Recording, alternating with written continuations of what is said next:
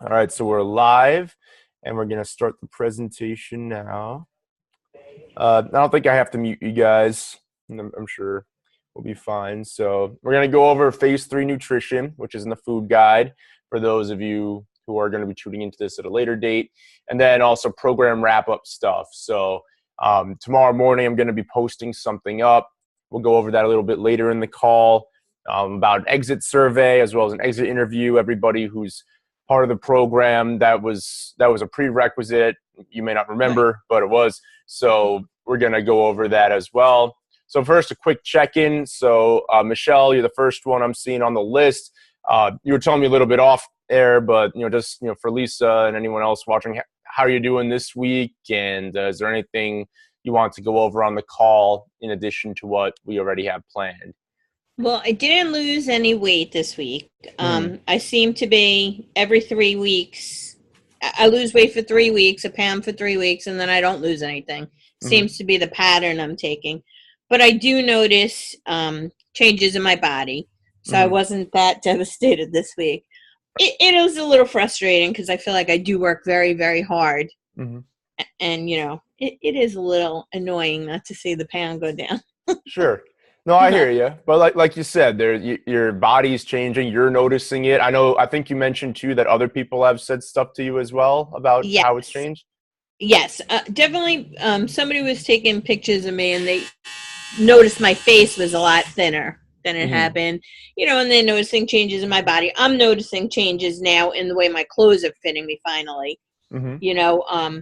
I actually went down one size, which Oh was nice. wow, Yeah, that was great. good.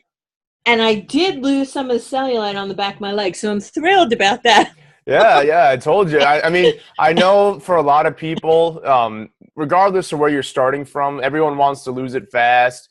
But, the way that you're eating and the way that you're exercising and the way that you're going about it, like, yeah, on the scale, it may not show, but obviously you've lost inches, you lost a size. People are noticing. I think that that's very intrinsically rewarding. And you're noticing too, which is the most important thing. And Yeah. how's your energy levels? And do you notice your endurance or anything going up as Oh well? yeah. When I do the glider, I can do easy now, 20 minutes a hit, and then I walk fast for another 20 minutes. Which I mean, Wow. you saw me in the beginning; I was gasping for air the whole time. Now I Mhm. can do it without breathing like a lunatic anymore. Wow. That's Yeah, awesome. That's yeah, great. it is, and I my legs do feel a little numb and rubbery when I get off, but still I'm able to do it. Yeah, I You hear you. know. And then every weekend, I'm in the gym downstairs with the weights at least an hour and a half to an hour and 45 minutes. I do every machine down there. Oh, So awesome. that's So you literally kind of go through nice that too. whole like I go through the rectangular whole circuit. circuit. Yep. Wow.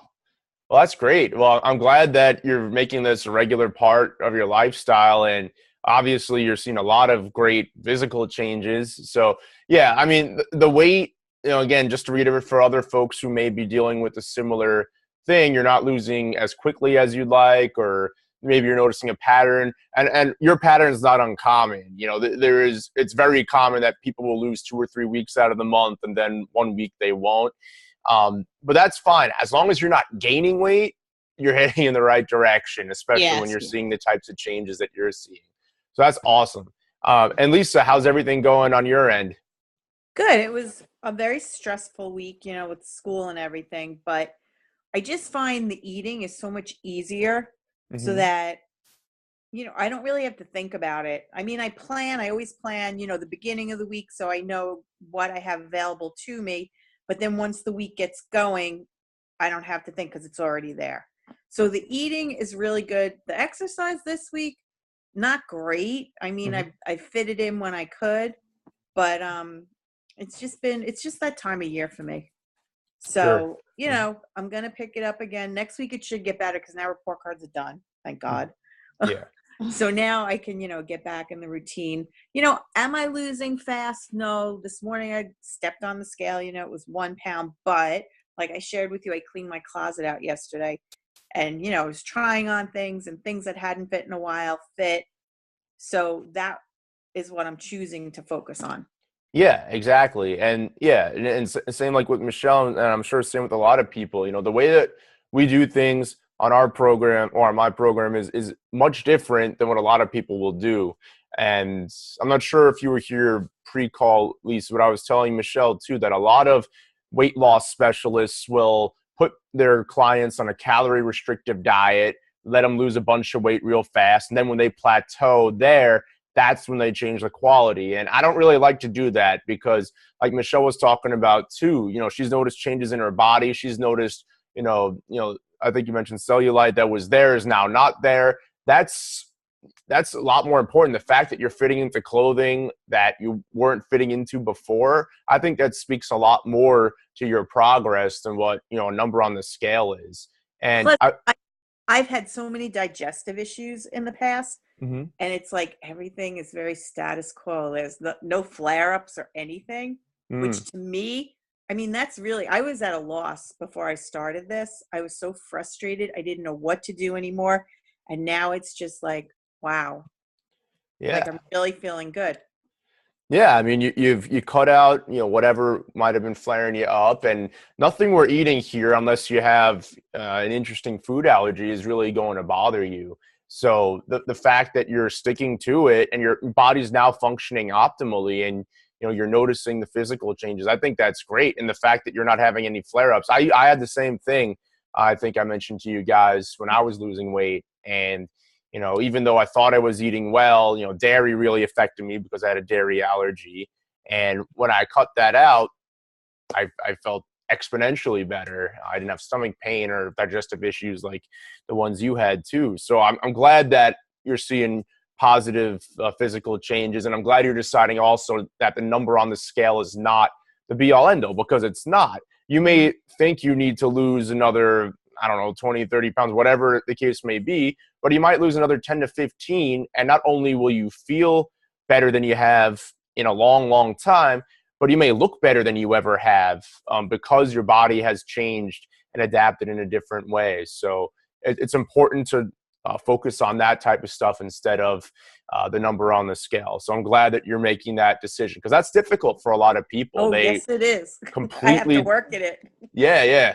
It was the same with me, and a lot of people are completely tired if they have a bad week on the scale. And I've seen this over the 10 years I've been doing this in some capacity. The folks who either stay the same or gain, or they don't lose as much as they want, there's always a direct correlation. They always kind of go off the rails because they feel like, I worked so hard and I didn't get the result I wanted. But you guys are doing great. You're noticing changes, and I think it's important to focus on those changes and not let the scale rule everything. So I think that's a good lesson that you both, kind of taught there.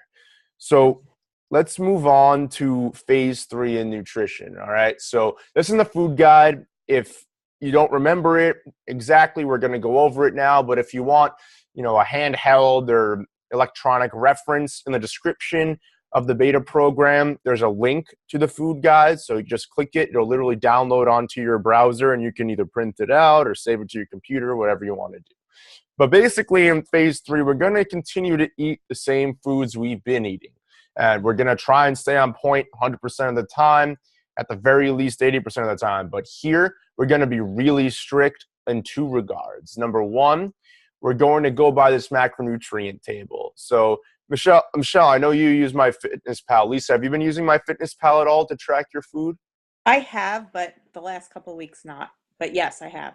Okay, great. So you're familiar with it. Okay. Yeah. So basically, I'm going to go over where to track this stuff in a second. But basically, we want to keep our macronutrients within these ratios that you're seeing here. And the reason for that is this will get your body into a state of lipolysis. I go over this in more depth in the food guide. I won't bore you guys with too much of the details, but basically, our bodies run on 2 different energy pathways. Most of us, especially when we've gained weight, run on glucosis, meaning that we're dependent on glucose or sugar, which is intake in the form of carbohydrates, in order to function. The problem with that is that it burns really quickly. Whatever's not used in the moment is stored as fat, and it causes a lot of health issues. So we want to switch out of glucosis into a state of lipolysis. And lipolysis is when you're using your fat stores as your primary fuel source. The way to change that is to change the way that your insulin response occurs on a daily basis. So when we're in glucosis, our pancreas is constantly secreting the hormone insulin to handle our blood sugar levels and our blood sugar spikes. When you're in lipolysis, your pancreas doesn't need to work nearly as hard. As a result, your body will function even more optimally than it already is for both of you and whoever is watching. And you'll see more results physically. You'll feel better. You'll have more energy. You'll think more clearly. Any joint inflammation will subside, but you also see your body's changing, and it will be functioning more optimally. So, Lisa, you were mentioning the digestive issues. If you thought that you're feeling good now, imagine what's going to happen trying this. So these ratios kind of scare people, especially the first one and the last one, because we've been taught since we were children, and we've talked about this, all three of us, as well as many of the other people in the group, that we've been taught that carbs are good, fat is bad, and protein in moderation. The only thing that's staying consistent with what we've been taught since we were kids is that protein's in moderation. So in terms of overall percentages of everything we eat, protein is going to be 20 to 30%. You want to keep it within that 10-point range. Dietary fat, is in the 60 to 70% range. And it seems like that's a lot. It really isn't that much. There's really simple tweaks you can make in terms of upping your fat content. If you like nuts and seeds, have a little bit more of that as opposed to fruit. Cut back on the fruit a little bit. The non-starchy vegetables should be fine in that regard. And then maybe use some more oils like extra virgin olive oil or avocado oil. And you'll be surprised how just a couple of easy tweaks like that will get you into that macronutrient range. But we want to ingest our fat 60 to 70% of our daily intake. We want it to be around there. And then our carbs, we want to be 0 to 10%. It's probably going to be closer to 10% for most of us. It's very hard to get down to 0. I did 6 months straight of ketosis, which is like really, really low. It's even more severe in the fat and the carb restriction or uptake than what I do. And I couldn't get below 6% even when I really, really tried. It was extremely difficult. So that's why I came up with this. But did you guys have any questions? I guess we can go down the line really quickly about that. Michelle? No, I actually went in today to my fitness pal and I did mine and I was within the range. Oh, perfect. Yeah, but I told you I was doing the keto recipes. I think they are based pretty much on this. Right, exactly. Yeah. At keto, the only difference is instead of 60 to 70, it's 70. This is 20 to 30 still, and then this is 0 to 10. And they really try to get you as close to 0 as possible. But that's good. The keto recipes are definitely helpful to you, and they'll be helpful to anybody. And you said you found those on Pinterest, right? Yeah, there's like it must be like a huge thing right now because there's a ton of them, and now that the, the colder weather's coming on, there's a lot of, oh God, I'm not going to know what the heck that thing is called. The slow cooker. A lot of casseroles for the slow cooker and stuff like that you can do your way. Right. A lot of things that you could do the night before for breakfast the next day, which is helpful, Mm-hmm. For sure. Yeah. And then, Lisa, did you have any questions, any comments about that? I think we've gone over this before in the past because, but any questions or anything? No, I don't know. I guess what is a typical day look like on this? It's going to vary based upon the person. For me, the way that I did it was for breakfast, I would have I eat a lot, so probably the amount that I eat will sicken both of you to hear, but I'd have, 4 scrambled eggs. I'd use bacon as the thing I'd, scramble them in. I'd have about 4 strips of uncured bacon, and then I'd have an avocado. That was my breakfast. Like I mentioned, I didn't usually eat lunch, and I didn't feel the need to. That's a very, very hearty breakfast. So midday, I'd have a handful or 2 of some raw nuts, so almonds or Brazil nuts. Those are usually my 2 turn-tos. And then for dinner, I actually created the stir-fry dish that, I'm one of those people, I can eat the same thing every day and I don't really care. So I'd create the stir-fry out of avocado oil, some broccoli slaw, and then I'd make some either pork chops or steak or fish or whatever. I'd alternate between those 3, and I'd kind of put them all together after the meat was cooked and I cut up everything, and that would be my dinner. And that's all I felt I needed to eat personally. That's pretty much how I'm eating now, in all honesty. Good. Except, like, does the coconut milk, where does that fit in? Coconut milk is high in fat, so that would fit in very, very well if you're using it with your coffee or in shakes. Just keep using it. That'll definitely help you get into those ranges. And like Michelle was saying too, when you start inputting this into MyFitnessPal, and I'll show you guys how to check all that in a second. Michelle, I know you know how to do that. You might be surprised. You might already be there or damn close to it. So at that point, it's just very minor tweak. And usually the simple tweak is, instead of eating a carbohydrate like a fruit, or something that's a little sugary, even if it's good for you technically, you're just going to want to swap that out for something that's a little fattier. So nuts, usually as a snack, I would say. Like, I don't like the fruit that I'm typically eating now is blueberries in my shake.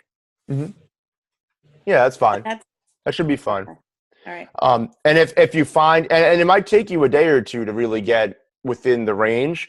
And so you're going to have to play with it. But like I said, the standard rule of thumb is, if there's a carb involved in your day and you're high in carbs and low in fat, then you're going to want to substitute a fat in place of the carb. And it depends on what that is. If it's a snack, like I said, nuts. If it's a fruit, maybe, I don't know if you like avocado, or maybe something like that. That was what I did. And yeah, I mean, this is only going to be for a week until next week. So I think anybody can do that, and go from there. And I'm also looking into, there's actually a good brand that I was just made aware of in the last week called No, like KNOW food. And they make keto cookies. They make keto pancake and waffle mix. There's all good ingredients. I don't know what it tastes like. I haven't tried it. One of my clients got it, but she's very picky, so I don't know if I can take her word for it or not. But processed, though. It's processed, yeah, of course. But it's there are tweaks to everything in the event that it's really difficult. But I'd say, yeah, like, stick with nuts, stick with avocado, stay as unprocessed as possible if you can. Okay. All right, cool. All right, so we went into that. And then number 2, we want to keep our net carbs. So net carbs are important. So you can decide what you really want to look at. When I was doing keto, I didn't know about net carbs. So this was just a lack of complete knowledge and understanding on my end. This was a few years ago. I was just going for 10% of my total carb intake, which I'll show you how to look at in MyFitnessPal in a second. But keto goes by net carbs too. So net carbs are essentially when you take your total carbohydrates for the day and you subtract it by the amount of fiber. And in MyFitnessPal, fortunately, they're stacked right one on top of the other, carbs on top of the fiber. So you literally just do a simple subtraction problem and you'll have your net carbs for the day. And you want to keep your net carbs over the next week between 25 and 50 net carbs per day. So if you're eating fibrous vegetables, you don't have to do away with vegetables. You can eat vegetables, and usually that won't really affect your carb count because most are pretty fibrous. That being said, if there's a fruit involved, the berries may or may not take you out. I'm not sure. You're going to have to play with it. I don't think they will because they're very low glycemic and they have a very low glycemic load. But check that out, and I'm going to show you guys how to do that. But the net carbs, you want to keep between 25 and 50 per day. So sometimes it'll say that you ate 15 to 20% of your daily intake of carbohydrates. But if you're in this 25 to 50 net carb range, that's still okay. So there's a couple of ways you can go at it. So it's entirely up to you which way you want to do. Either way should get you to where you want to be. All right. Any questions on that? No. Okay, perfect. So let's move on here. So you guys are using MyFitnessPal. So basically all you got to do, I have little screenshots here. So after you've input your food, you just click on this nutrition pie chart on the bottom of the screen. So you scroll past snacks and exercise. You click on nutrition. You'll see the pie chart where it says macros here. So if you click to the right on macros, it shows you the percentage breakdowns. And I already input my goals. The goals in here generically are not what we're going to want. So I put the high ends of each goal in here, and then I compare. So this is good, and this was good. But you can always change that up. So that's how you look at the macros. So if that's how you want to measure, that's where you look.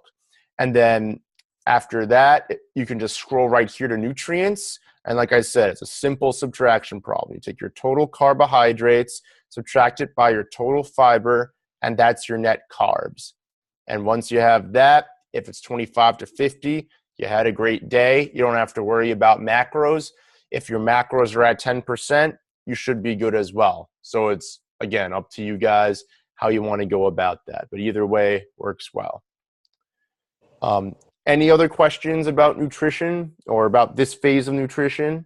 It's pretty simple. It's just, obviously you got to do a little more tracking than you're typically used to. No, I don't have any more questions. Yeah, Nope. I think I'm pretty good too. Perfect. All right. That makes everything a lot easier. All right. So orders of business. So obviously this is week 7. So this is second to last week. Next week, we're going to be wrapping things up. There's not going to be much more we're going to be learning during our time together. So I just want to get all of our ducks in a row here. So first off, I promised you guys at the start of the program a Thanksgiving recipe guide. Like I mentioned at the start of the call, I'm gathering information both in our Jumpstart program as well as in my free Facebook group, just asking what Thanksgiving recipes you want. So once I have a pretty thorough list, I'm going to be putting that together over the weekend. I'll be sending it out to you guys in the group on Monday, the 20th. So you have a few days. If you want to make something that you usually like to eat that you don't want to eat, I'll give you a healthy alternative as well. Okay.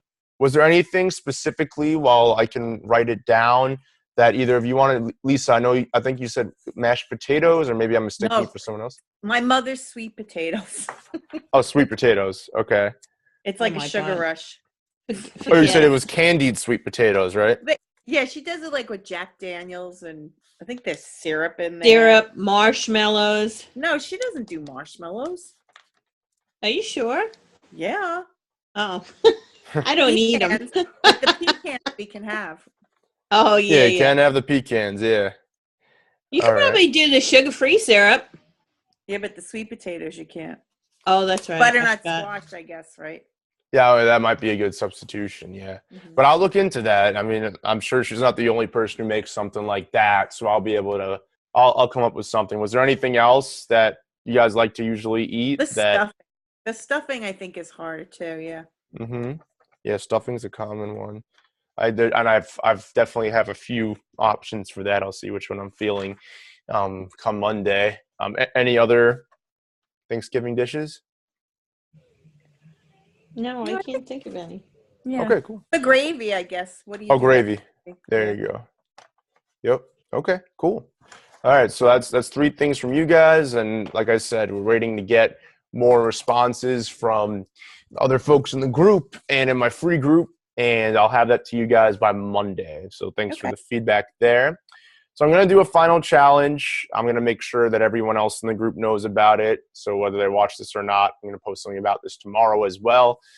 But basically, whoever checks in daily between now and next Wednesday with both their macro percentages and their net carb totals each day, so on top of saying 9 out of 10 or whatever you guys feel you did that day, also include the macro percentage and the net carbs.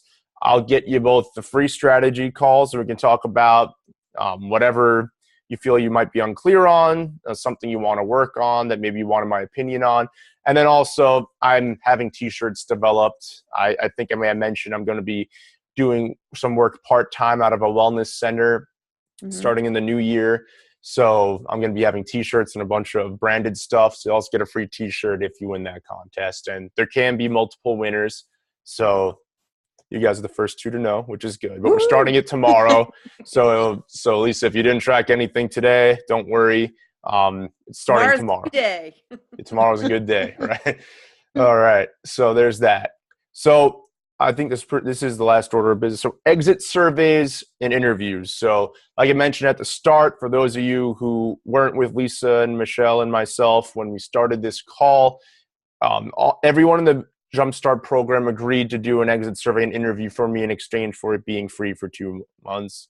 That was the wrong thing. So basically what I'm going to do is tomorrow morning, I'm going to post something before I leave with a link to the exit survey. I drew it up today. It's pretty basic. It's just going over how your experience was with the program, feedback, so that way you can help me. Like I mentioned at the start of this program, I'm going to be doing these groups but paid in the future. Starting in the new year, I'm going to be having a New Year's program. Love that. Yeah, it's going to be good. And obviously, all you guys are going to be extended an invitation for that, but I want to make sure that I deliver as well as possible. And this is a learning experience for me like it was for you guys. So any feedback, even if it's constructive, I'm going to take to heart and make sure that we incorporate that into the groups going forward. So please fill that out. There's a testimonial included in there as well. And when you complete it, it's going to direct you to a page to set up an exit interview. So we're just going to go over your survey, make sure I'm clear on all of your answers. And then if you want to continue working with me, whether it's in a group setting or whether it's privately, we'll establish that together on the phone and we'll go from there. So That's the last order of business. Any other questions, comments, thoughts, Michelle and Lisa, before we jumped off? No, just that I appreciate so much you doing this because it really got me started and I feel like I'm moving now and that's really good. Good. Yeah, I'm glad to hear that. Yeah, and I'm glad that you made some mental shifts with, not connecting too much to the scale because, like the experience you had going into your closet, cleaning it out, and fitting in the things you hadn't fit into in a while. I think that speaks volumes. And same, Michelle, on your end, where people are noticing. It's not just you, but people are noticing clothes are fitting better. You're noticing problem areas are reducing. Like that's great. So I'm glad that I helped you out. Any additional comments or thoughts, Michelle, as well? No, it just it's something somebody told me, and I did it with the squats and the push-ups. They told me, even if you can steal like 10 or 15 minutes, just to do something, do it to get yourself moving, and that's how I started the squats. Mm-hmm. And, I only do 15 squats, but by the end of the day, I have like 105 to 125 squats done. Mm-hmm. And it's something I never thought I could do, and it hurts like hell, but Yeah, no, and that's a good point. Yeah, and it was something I never thought about. I never thought about doing something for a couple minutes and it would add up through the day, Mm-hmm. Yeah, and we had a group member, Sheila, that actually has been extremely busy. She's a school principal, so she's been in meetings the last couple of weeks. Unfortunately, when we met, but that was a problem she was running into, was literally not having a 30 to 60 minute block in the day to exercise. And something I told her was something very similar, in that if you have a 5 to 10 minute block, here or there, you can do something just like what you're doing. Maybe you do 15 squats or 5 to 10 push-ups, and it does accumulate over the day. The studies that I've seen in terms of if you do a certain number of sets or repetitions of an exercise in a condensed form, like in a traditional workout versus over the course of the day, there's no difference in the result. So you're doing just as well doing it that way as you would if you were doing it more condensed. And I think, Michelle, for you, the fact that you're able to do that in addition to on weekends, you're in the gym using weights a couple, 1 to 2 hours at a time, you're changing things up for your body, which is going to elicit more bodily change. So I think that's good. I think that's something you're hitting on the head. And I think that's something that people need to take to heart when they feel that they don't have the time. Everyone has 5 minutes here, 10 minutes there, and it's just making the most of that time. So I think that's a good point as well. Yes. And I look really cute in my pumps and dress doing it too. There you go. Yeah. So as long as that's working, then I'm glad. Great, guys. So good call. Unless there's anything else, that's pretty much it. So like I said, tomorrow morning, watch out for the link to the exit survey, and then you can, right when you submit it, you'll have the link right there to set up your call with me. Hopefully we can do that in the next week and get you guys going the next Definitely. phase, and we'll go from there. Great. Great. Thanks, Pete. No Thank problem. you, Have a good Pete. night, everyone. You Yep. too.